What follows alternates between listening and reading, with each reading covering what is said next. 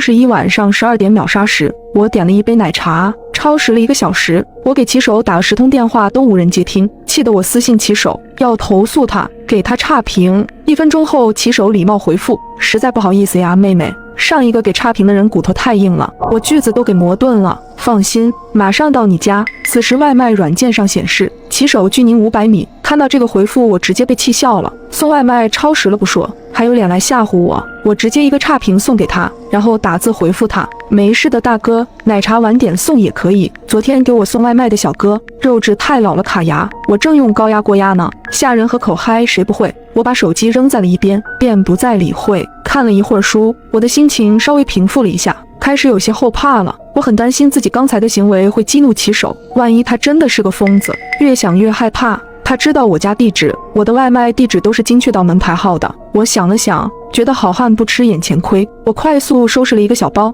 蹑手蹑脚地打开了门，去了对面的603。这间房是我准备毕业后用来干直播的，比较清静，户型小。我没有告诉过任何人。过道里漆黑一片，我放轻了步子，竭力控制自己不惊动过道的声控灯。突然5楼有人咳嗽了1、2声，接着是重重的脚步声，有人上来了，我的心狂跳起来。我赶忙跑到了603，关上了门。是那个骑手来了吗？我悄悄地转过了身子，把眼睛贴在了猫眼上。一个穿着明黄色衣服的小伙提着一杯奶茶，他神色如常，没有丝毫愤怒的样子。他看了眼楼道的号码过后，就急匆匆地上楼了。我松了口气，原来不是给我送奶茶的骑手呀，真是自己吓自己。我擦了擦额头的汗，准备在沙发上将就一晚，明天再想办法。手机铃声突然响了起来，这突兀的一声响，在黑夜显得格外可怕。我被吓得一个机灵，连忙把电话挂断了。是住在我楼上的学姐，比我大2届，她人很好，平时对我也很照顾。我刚想给她回个消息，告诉她自己已经睡了，